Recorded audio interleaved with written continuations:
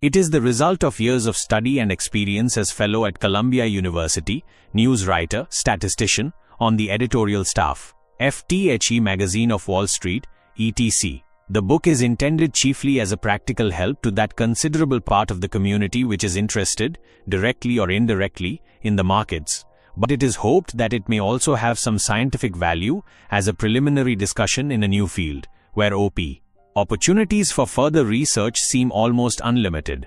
G.C. Selden, New York, May 28, 1912. 0.59783, copyright 1912, Ticker Publishing Company. Contents I. The Speculative Cycle, 9-2, Inverted Reasoning and its Consequences, 27-3, They, 39 IV, Confusing the Present with the Future, Discounting, 55 FSV, Confusing the Personal with the General, 71 V, The Panic and the Boom, 87-7, The Psychology of Scale Orders, 1018. The Mental Attitude of the Individual, 109 CI. The Speculative Cycle. Most experienced professional traders in the stock market will readily admit that the minor fluctuations, amounting to perhaps $5 or $10 a share in the active speculative issues, are chiefly psychological. They result from varying attitudes of the public mind, or, more strictly, from the mental attitudes of those persons who are interested in the market at the time. Such fluctuations may be, and often are, based on fundamental conditions, that is, on real changes in the dividend prospects of the stocks affected, or on variations in the earning power of the corporations represented, and again they may not. The broad movements of the market, covering periods of months or even years, are always the result of general financial conditions, but the smaller intermediate fluctuations represent changes in the state of the public mind, which may or may not coincide with alterations in basic factors. To bring out clearly the degree to which psychology enters into the stock market problem from day to day, it is only necessary to reproduce a conversation between professional traders such as may be heard almost any day in New Street or in the neighboring cafes. "Well, what do you know?" says one trader to the other.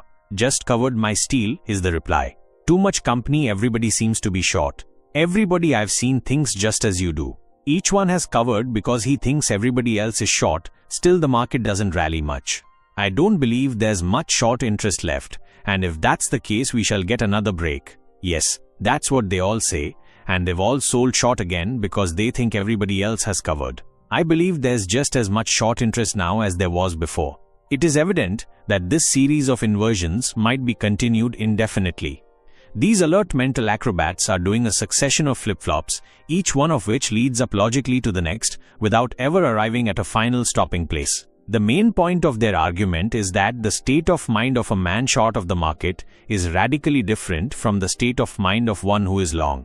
Their whole study in such a conversation is the mental attitude of those interested in the market. If a majority of the volatile class of in-and-out traders are long, many of them will hasten to sell on any sign of weakness and a decline will result. If the majority are short, they will buy on any develop.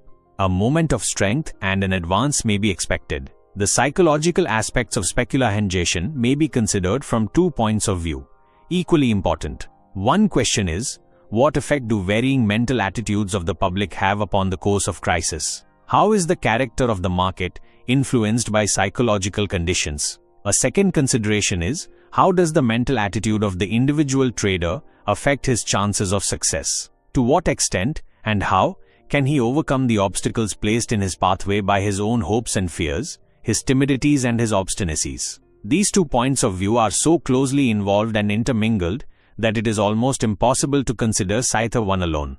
It will be necessary to take up first the subject of speculative psychology as a whole, and later to attempt to draw conclusions both as to its effects upon the market and its influence upon the fortunes of the individual trader. As a convenient starting point, it may be well to trace briefly the history of the typical speculative cycle, which runs its course over and over, year after year, with infinite slight variations but with substantial similarity, on every stock exchange and in every speculative market of the world, and presumably will continue to do so as long as prices are fixed by the competition of buyers and sellers, and as long as human beings seek a profit and fear a loss. Beginning with a condition of dullness and inactivity, with small fluctuations and very slight public interest, prices begin to rise, at first almost imperceptibly.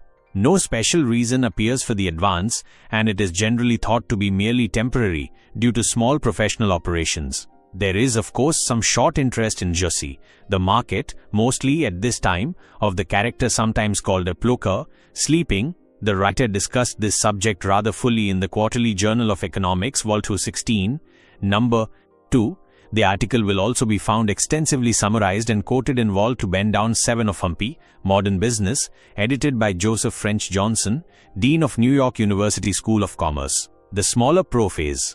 Signals take the short side for a turn, with the idea that trifling fluctuations are the best that can be hoped for at the moment and must be taken advantage of if any profits are to be secured. This class of selling brings prices back almost to their former dead level. Soon another unostentatious upward movement begins, carrying prices a trifle higher than the first.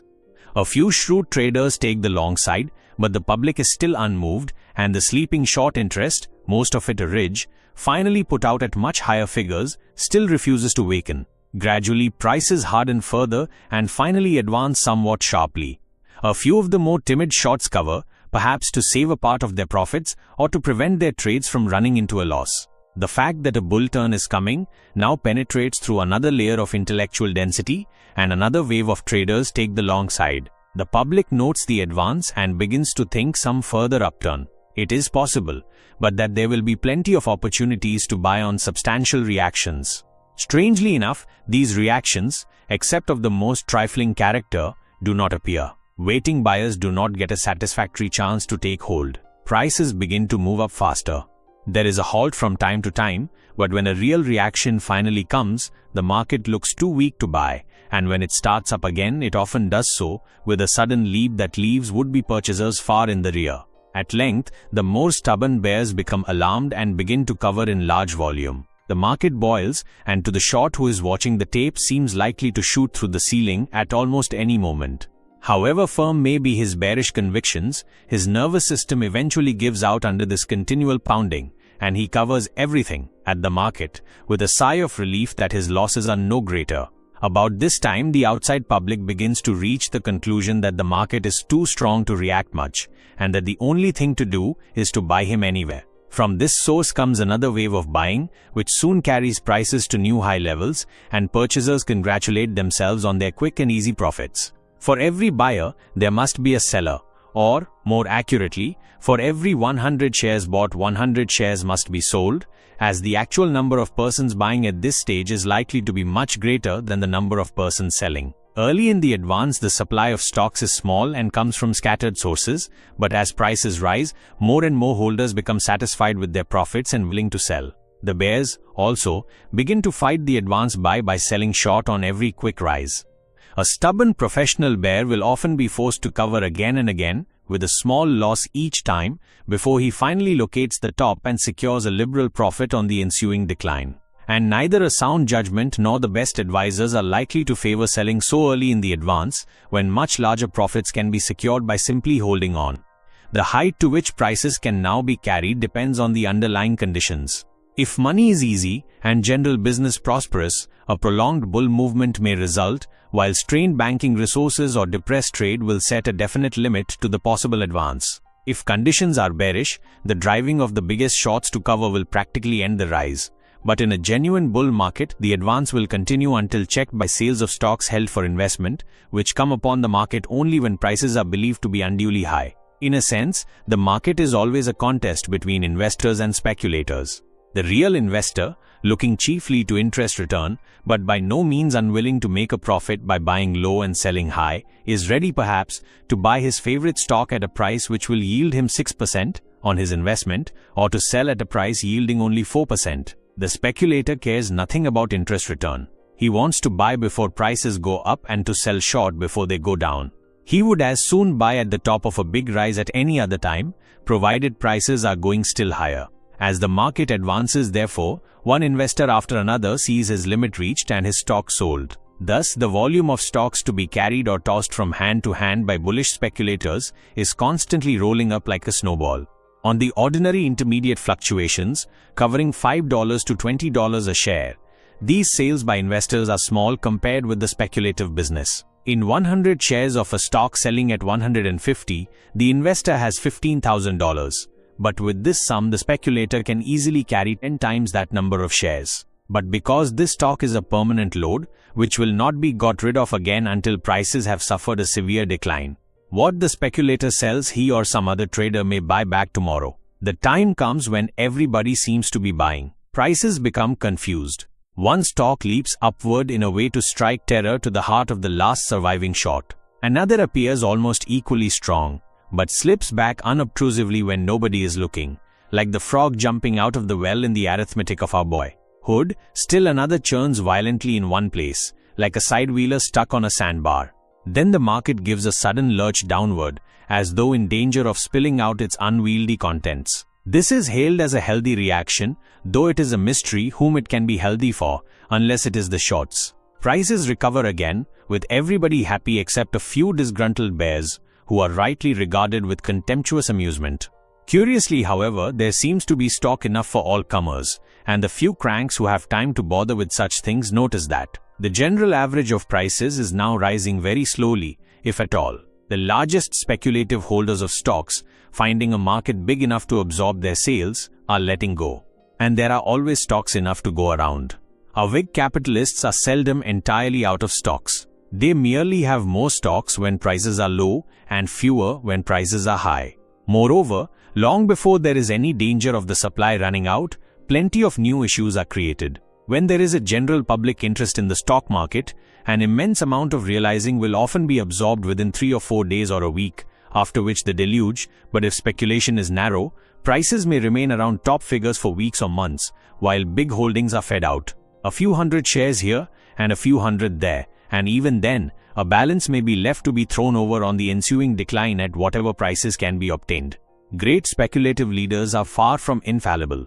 They have often sold out too soon and later have seen the market run away to unexpected heights, or have held on too long and have suffered severe losses before they could get out. In this selling, the bull leaders get a good deal of undesired help from the bears. However wary the bulls may be in concealing their sales, their machinations will be discovered by watchful professionals and shrewd chart students, and a considerable sprinkling of short sales will be put out within a few points of the top. This is one of greater than the reasons why the long swings in active speculative stocks are smaller in proportion to price than in inactive specialties of a similar character, contrary to the generally received impression. It is rare that any considerable short interest exists in the inactive stocks. Once the top-heavy load is overturned, the decline is usually more rapid than the previous advance. The floating supply, now greatly increased, is tossed about from one speculator to another at lower and lower prices. From time to time, stocks become temporarily lodged in stubborn hands so that part of the shorts take fright and cover, causing a sharp upturn, but so long as the load of stocks is still on the market, the general course of prices must be downward. Until investors or big speculative capitalists again come into the market, the load of stocks to be carried by ordinary speculative bulls increases almost continually. There is no lessening of the floating supply of stock certificates in the street, and there is a gradual increase in the short interest. And of course the bulls have to carry these short sales as well as the actual certificates, since for every seller there must be a buyer, whether the sale be made by a short or a long.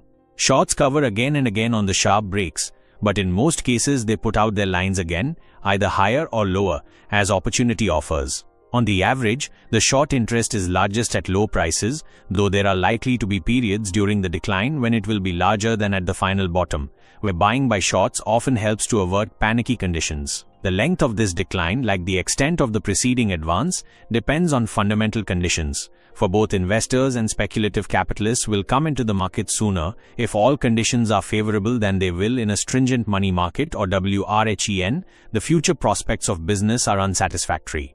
As a rule, buyers do not appear in force until a bargain day appears. This is when, in its downward course, the heavy load of stock strikes an area honeycombed with stop-loss orders. Flow traders seize the opportunity to put out short lines and a general collapse results. Here are plenty of stocks to be had cheap, and shrewd operators, large and small, but mostly large are on the way to become so, are busy picking them up. The fixed limits of many investors are also reached by the sharp break, and their purchases disappear, to be seen in the street no more until the next bull turn. Many shorts cover on such a break, but not all. The sequel to the bargain day is a big short interest which has overstayed its market, and a quick rally follows. But when the more urgent shorts get relief, prices sag again and fall into that condition of lethargy from which this consideration of the speculative cycle started. The movements described are substantially uniform, whether the cycle be one covering a week, a month, or a year. The big cycle includes many intermediate movements, and these movements in turn contain smaller swings.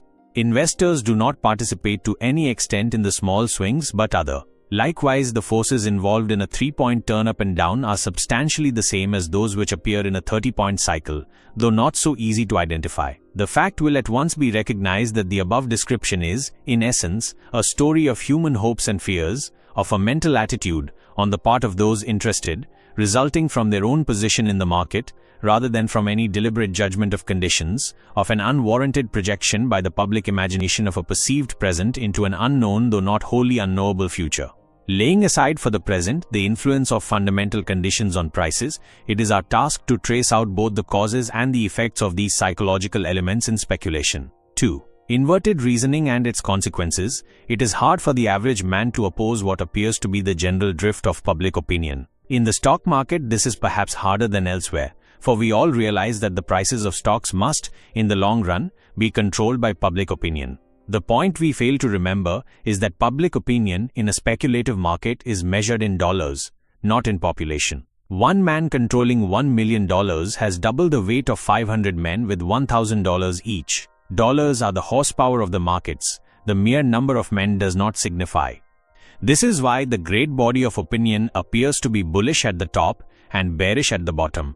The multitude of small traders must be, as a plain necessity, long when prices are at the top and short or out of the market at the bottom. The very fact that they are long at the top shows that they have been supplied with stocks from some source. Again, the man with $1 million is a silent individual. The time when it was necessary for him to talk is past. His money now does the talking. But the 1,000 men who have $1,000 each are conversational, fluent, verbose to the last degree, and among these smaller traders are the writers, the newspaper and news bureau men, and the manufacturers of gossip for brokerage houses. It will be observed that the above course of reasoning leads us to the conclusion that most of those who write and talk about the market are more likely to be wrong than right, at least. So far as speculative fluctuations are concerned, this is not complimentary to the molders of public opinion. But most seasoned newspaper readers will agree that it is true. The press reflects, in a general way, the thoughts of the multitude. And in the stock market, the multitude is necessarily, as a logical deduction from the facts of the case, likely to be bullish at high prices and bearish at low. It has often been remarked that the average man is an optimist regarding his own enterprises and a pessimist regarding those of others. Certainly this is true of the professional trader in stocks. As a result of the reasoning outlined above, he comes habitually to expect that nearly everyone else will be wrong, but is, as a rule, confident that his own analysis of the situation will prove correct. He values the opinions of a few persons whom he believes to be generally successful, but aside from these few, the greater the number of the bullish opinions he hears, the more doubtful he becomes. About the wisdom of following the bull, this apparent contrariness of the market, although easily understood when its causes are analyzed, breeds in professional traders a peculiar sort of skepticism, leads them always to distrust the obvious and to apply a kind of inverted reasoning to almost all stock market problems. Often, in the minds of traders who are not to rally logical, this inverted reasoning assumes the most erratic and grotesque forms. And it accounts for many apparently absurd fluctuations in prices which are commonly charged to manipulation. For example, a trader starts with this assumption: the market has had a good advance, all the small traders are bullish, somebody must have sold them the stock which they are carrying, hence the big capitalists are probably sold out or short and ready for a reaction, or perhaps for a bear market. Then if a strong item of bullish news comes out, one, let us say, that really makes an important change in the situation, he says, so this is what they have been bullying the market on. It has been discounted by the previous rise. Or he may say, they are putting out this bull news to sell stocks on. He proceeds to sell out any long stocks he may have, or perhaps to sell short. His reasoning may be correct or it may not, but at any rate his selling and that of others who reason in a similar way is likely to produce at least a temporary decline on the announcement of the good news. This decline looks absurd to the outsider, and he falls back on the old explana. All manipulation, the same principle is often carried further. You will find professional traders reasoning that favorable figures on the steel industry, for example, have been concocted to enable insiders to sell their steel, or that gloomy reports are put in circulation to facilitate accumulation. Hence, they may act in direct opposition to the news and carry the market with them for the time at least. The less the trader knows about the fundamentals of the financial situation, the more likely he is to be led astray in conclusions of this character. If he has confidence in the general strength of conditions, he may be ready to see CEPT is genuine and natural, a piece of news which he would otherwise receive with cynical skepticism and use as a basis for short sales.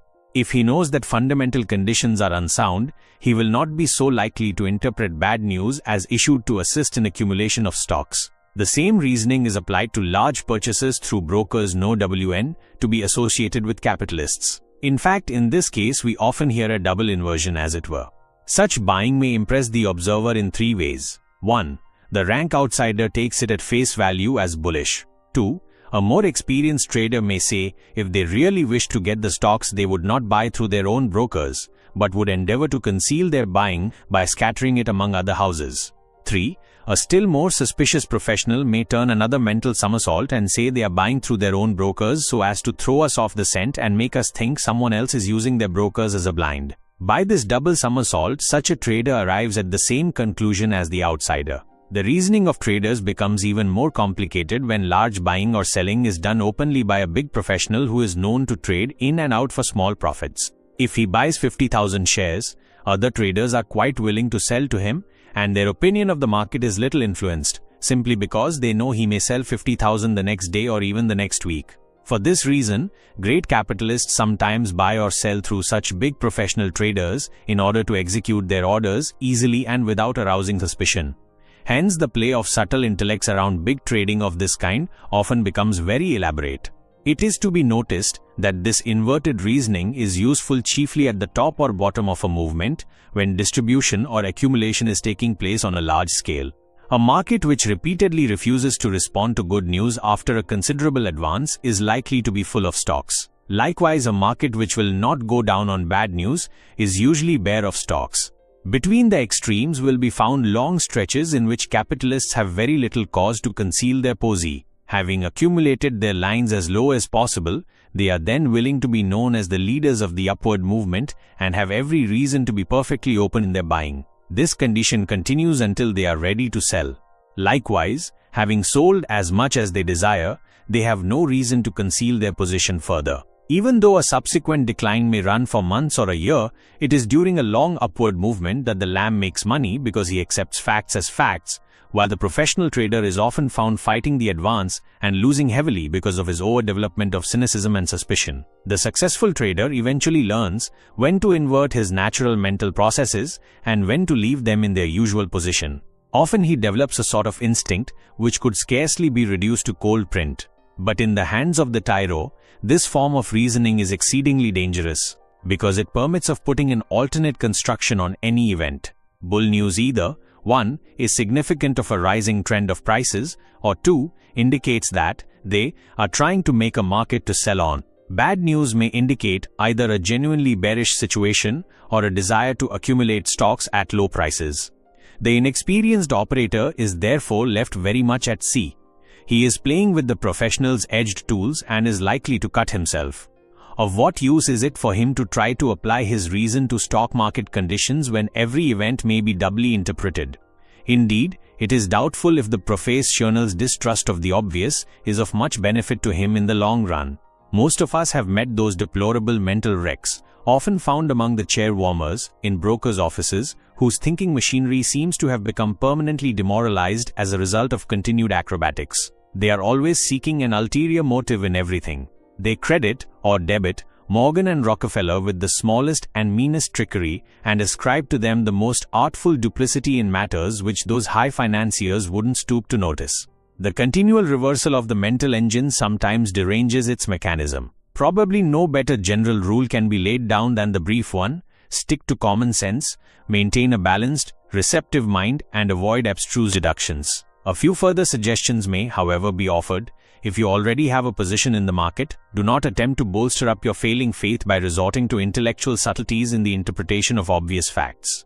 If you are long or short of the market, you are not an unprejudiced judge, and you will be greatly tempted to put such an interpretation upon current events as will coincide with your preconceived opinion. It is hardly too much to say that this is the greatest obstacle to success. The least you can do is to avoid inverted reasoning in support of your own position. After a prolonged advance, do not call inverted reasoning to your aid in order to prove that prices are going still higher. Likewise, after a big break, do not let your bearish deductions become too complicated. Be suspicious of bull news at high prices and of bear news at low prices. Bear in mind that an item of news usually causes but one considerable movement of prices. If the movement takes place before the news comes out, as a result of rumors and expectations, then it is not likely to be repeated after the announcement is made.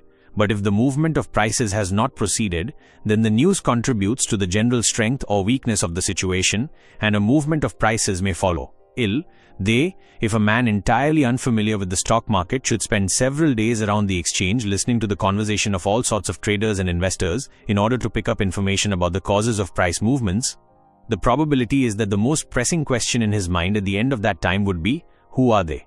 Everywhere he went, he would hear about them. In the customers' rooms of the fractional lot houses, he would find young men trading in shares and arguing learnedly as to what they were to do next. Tape readers, experts, and tyros alike would tell him that they were accumulating steel or distributing reading. Flow traders and members of the exchange would whisper that they were told they were going to put the market up or down, as the case might be. Even sedate investors might inform him that, although the situation was bearish, undoubtedly they would have to put the market temporarily higher in order to unload their stocks. This theory of the market is quite as prevalent among successful traders as among beginners, probably more so. There may be room for argument as to why this is so, but as to the fact itself there is no doubt. Whether they are a myth or a definite reality, many persons are making money by studying the market from this point of view. If you were to go around Wall Street and ask various classes of traders who they are, you would get nearly as many different answers as the number of people interviewed.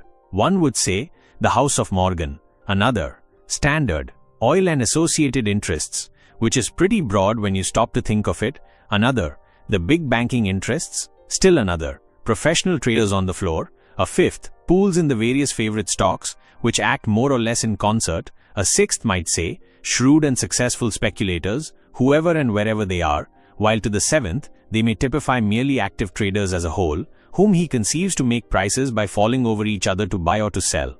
Indeed, one writer of no small attainments as a student of market conditions believes that the entire phenomena of the New York stock market are under the control of some one individual, who is presumably, in some way or other, the representative of great associated interests. It seems obviously impossible to trace to its source, tag and identify any sort of permanent controlling power. The stock markets of the world move pretty much together in the broad cyclical swings, so that such a power would have to consist of a worldwide association of great financial interests, controlling all of the principal security markets. The average observer will find it difficult to masticate and swallow this proposition. The effort to reduce the science of speculation and investment to an impossible definiteness or an ideal simplicity is, I believe, responsible for many failures. A.S. Hardy, the diplomat who was formerly a professor of mathematics and wrote books on quaternions, differential calculus, etc., once remarked that a study of mathematics is very poor mental discipline because it does not cultivate the judgment. Given fixed and certain premises, your mathematician will follow them out to a correct conclusion, but in practical affairs the whole difficulty lies in selecting your premises. So the market student of a mathematical turn of mind is always seeking a rule, or a set of rules. A sure thing, as traders put it. He would not seek such rules for succeeding in the grocery business or the lumber business. He would, on the contrary, analyze each situation as it arose and act accordingly. The stock market presents itself to my mind as a purely practical proposition. Scientific methods may be applied to any line of business, from stocks to chickens, but this is a very different thing from trying to reduce the fluctuations of the stock market to a basis of mathematical certainty. In discussing the identity of them, therefore, we must be content to take obvious facts as we find them without attempting to spin fine theories. There are three senses in which this idea of them has some foundation, in fact. First, they may be and often are roughly conceived of as the floor. Traders on the stock exchange who are directly concerned in making quotations, pools formed to control certain stocks or individual manipulators. Floor traders exercise an important influence on the immediate movement of prices. Suppose, for example, they observe that offerings of reading are very light. Declines do not induce liquidation, and only small offerings of stock are met. On advances, they begin to feel that, in the absence of unexpected cataclysms, reading will not decline much. The natural thing for them to do is to begin buying reading on all soft spots. Whenever a few hundred shares are offered at a bargain, floor traders snap up the stock. As a result of this bailing out of the market, reading becomes scarcer still, and traders, being now long, become more bullish. They begin to mark up prices. This is not difficult, since they are, for the time being, practically unanimous in a desire for higher prices. Suppose the market is 161 JJ bid, offered at 161%. They find that only 100 shares are for sale at J4 and 200 are offered at 3 per gram. As to how much stock may be awaiting bids at YZ or higher, they cannot be sure, but can generally make a shrewd guess. One or more traders take these offerings, of perhaps 500 shares, and make the market 3 halves bid. The other floor traders are not willing to sell at this trifling profit, and a wait ensues to see whether any outside orders are traded by the movement of the price, and if so, whether they are buying or selling orders. If a few buying orders come in, they are rilled, perhaps at $24. If selling appears, the floor traders retire in good order, take the offerings at lower prices, and try it again the next day or perhaps the next hour. Eventually, by seizing every favorable opportunity, they engineer an upward move of perhaps 2 or 3 points without taking any more stock than they want. If such a movement attracts a following, it may easily run 10 points without any real change in the prospects of the reading road, though the prospects of the road may have had something to do with making the stock scarce before the movement started. On the other hand, if large offerings of stock are encountered at the advance, the boomlet is ignominiously squelched and the floor traders make trifling profits or losses. Pools are not so common as most outsiders believe. There are many difficult ties and complications to be overcome before a pool can be formed, held together, operated successfully, as we had ample opportunity to observe not long ago in the case of hawking coal and iron. But if a definite pool exists in any stock, its operations are practically a reproduction, on a larger scale and under a binding agreement, of the methods employed by floor traders over a smaller range and in a mere loose and voluntary association resulting from their common interests. And the individual manipulator is only a pool consisting of one person. Second, many conceive them as an association of powerful capitalists who are running a campaign in all the important speculative stocks simultaneously. It is safe to say that no such permanent and united association exists, though it would be hard to prove such a statement. But there have been many times when a single great interest was practically in control of the market for a time, other interests being content to look on, or to participate in a small way, or to await a favorable chance to take the other side. The Standard Oil crowd, the Gates crowd, the Morgan interests and Harriman and his associates will at once occur to the reader as having been, at various times in the past, in sole control of an important general campaign. At present, the great interests are generally classified into 3 divisions: Morgan, Standard Oil, and Kung Log. A definite agreement among such interests as these would be impossible, except for limited and temporary purposes. This is perhaps not so much because these high financiers could entrust each other, as it is because each so-called interest consists of a loosely bound aggregation of followers of all sorts and varieties, having only one thing in common: control of capital. Such an interest is not an army, where the trader can be court-martialed and shot. It is a mob, and has to be led, not driven. True, the known trader might be put to death, financially speaking, but in stock market operations the trader cannot, as a rule, be known, unless his operations are of unusual size. He can successfully cover his tracks. From this second point of view, they are not always active in the market. Great campaigns can only be undertaken with safety in periods when the future is to a certain extent assured. When the future is in doubt, when various confusing elements enter into the financial and political situation, leading financiers may be quite content to confine their stock market operations to individual deals and to postpone the inauguration of a broad campaign until a more solid foundation exists for it. Third, they may be conceived simply as speculators and investors in general, all that miscellaneous and heterogeneous troop of persons, scattered over the whole world, each of whom contributes his mite to the fluctuations of prices on the stock exchange. In this sense, there is no doubt about the existence of them, and they are the court of last resort in the establishment of prices. To put it another way, these are the plol be they, who are the ultimate consumers of securities. It is to them that everybody else is planning, sooner or later, directly or indirectly, to sell his stocks. You can lead the horse to water, but you can't make him drink. You or I or any other great millionaire can put up prices, but you can't make them buy the stocks from you, unless they have the purchasing power and the purchasing disposition. So there is no doubt that, here at any rate, we have a conception of them which will stand analysis without exploding. In cases where a general campaign is being conducted, the Saksa, they theory of values is of considerable help in the accumulation or distribution of stocks. In fact, in the late stages of a bull campaign, the argument most frequently heard is likely to be something as follows: yes, prices are high, and I can't see that future prospects are especially bullish, but stocks are in strong hands, and they will have to put them higher to make a market to sell on. Some investors make a point of dumping over all their stocks as soon as this veteran war horse of the news brigade is groomed and trotted out. Likewise, after a prolonged bear campaign, we hear that somebody is in trouble, and that they are going to break the market until certain concentrated holdings are brought out. All this is very likely to be nothing but dust thrown in the eyes of that most gullible of all created beings, the haphazard speculator.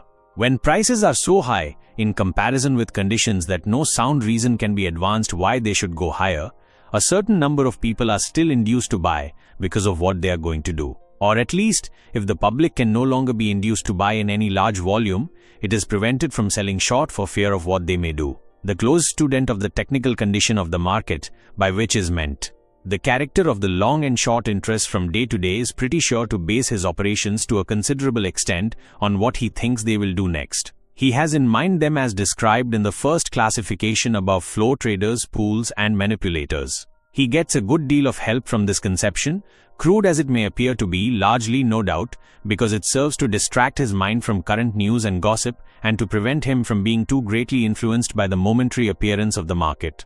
When the market looks weakest, when the news is at the worst, when bearish prognostications are most general, is the time to buy, as every schoolboy knows. But if a man has in mind a picture of a flood of stocks pouring out from the four quarters of the globe, with no buyers, because of some desperately bad news which is just coming over the ticker, it is almost a mental impossibility for him to get up the courage to plunge in and buy.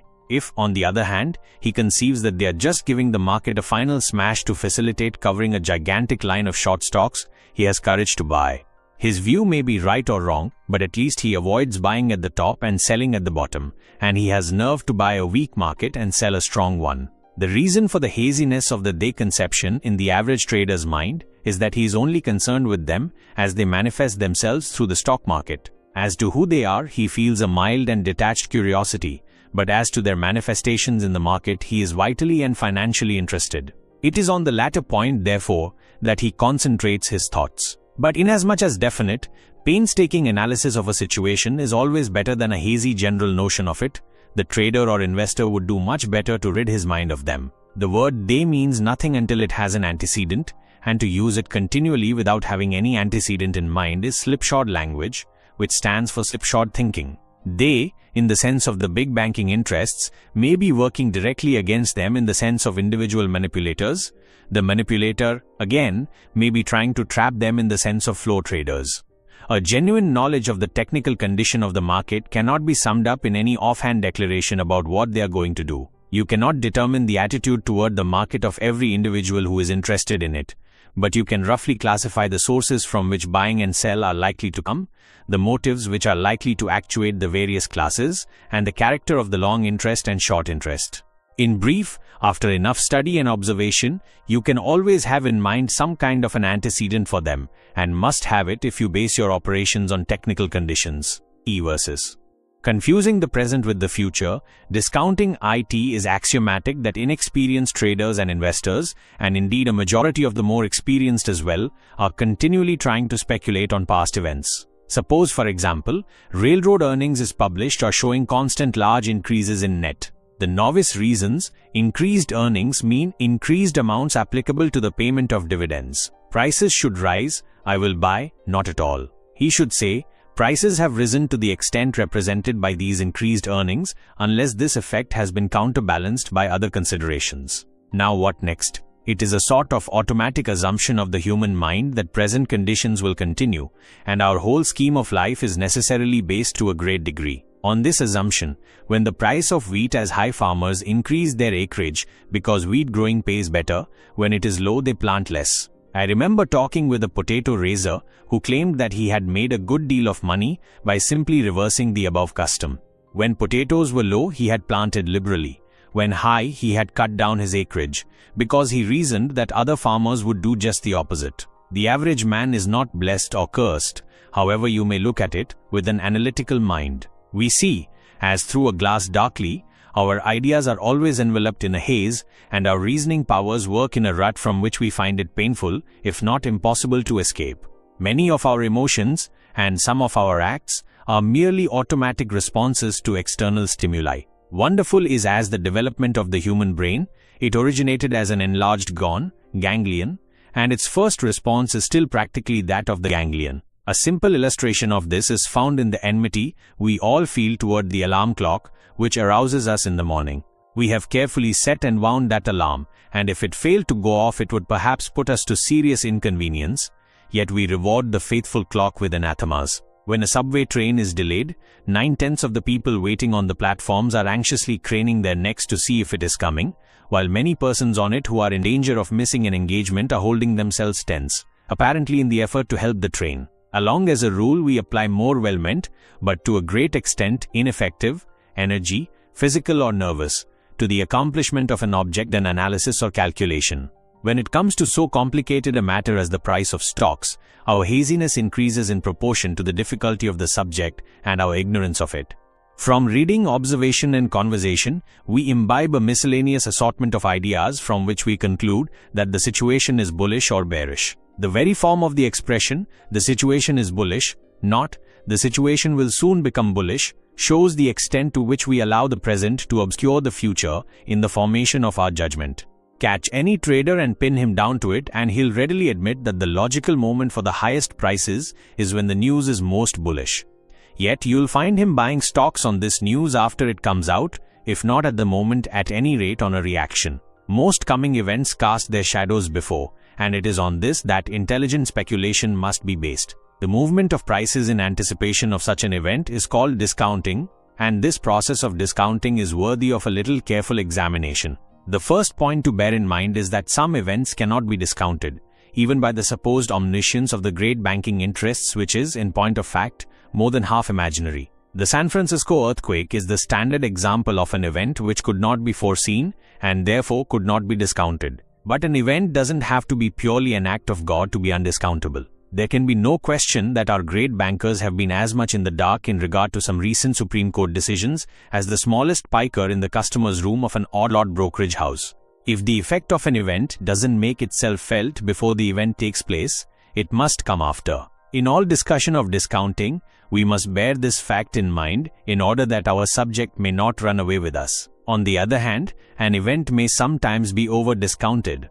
If the dividend rate on a stock is to be raised from 4% to 5%, earnest bulls, with an eye to their own commitments, may spread rumors of 6% or 7%, so that the actual declaration of 5% may be received as disappointing and cause a decline.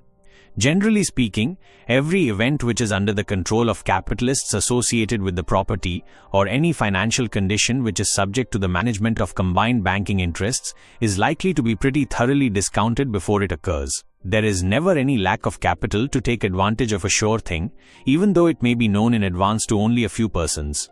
The extent to which future business conditions are known to insiders is, however, usually overestimated. So much depends, especially in America, upon the size of the crops, the temper of the people, and the policies adopted by leading politicians, that the future of business becomes a very complicated problem. No power can drive the American people. Any control over their action has to be exercised by cajolery or by devious and circuitous methods. Moreover, public opinion is becoming more volatile and changeable year by year, owing to the quicker spread of information and the rapid multiplication of the reading public. One can easily imagine that some of our older financiers must be saying to themselves, "If I'd only had my present capital in 1870, or else had the conditions of 1870 to work on today." A fair idea of when the discounting process will be completed may usually be formed by studying conditions from every angle. The great question is, when will the buying or selling become most general and urgent? In 1907, for example, the safest and best time to buy the sound dividend-paying stocks was on the Monday following the bank statement, which showed the greatest decrease in reserves. The markets opened down several points under pressure of liquidation, and standard issues never sold so low afterward.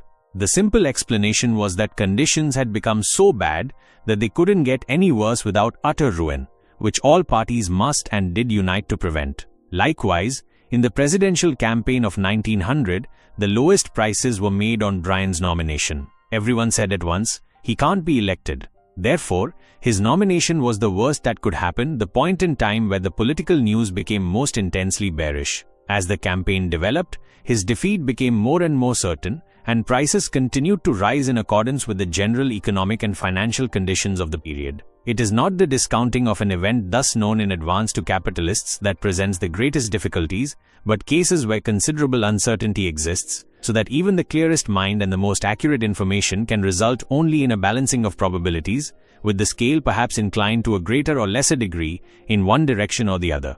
In some cases, the uncertainty which precedes such an event is more depressing. Afterward, an example is a Supreme Court decision upon a previously undetermined public policy which has kept businessmen so much in the dark that they feared to go ahead with any important plans. This was the case at the time of the Northern Securities decision in 1904. Big business could easily enough adjust itself to either result. It was the uncertainty that was bearish, hence the decision was practically discounted in advance, no matter what it might prove to be. This was not true to the same extent of the Standard Oil and American Tobacco decisions of 1911, because those decisions were an earnest of more trouble to come. The decisions were greeted by a temporary spurt of activity based on the theory that the removal of uncertainty was the important thing. But a sensational decline started soon after and was not checked until the announcement that the government would prosecute the United States Steel Corporation. This was deemed the worst that could happen for some time to come and was followed by a considerable advance. More commonly, when an event is uncertain, the market estimates the chances with considerable nicety. Each trader backs his own opinion, strongly if he feels confident, moderately if he still has a few doubts which he cannot down. The result of these opposing views may be stationary prices, or a market fluctuating nervously within a narrow range, or a movement in either direction, greater or smaller.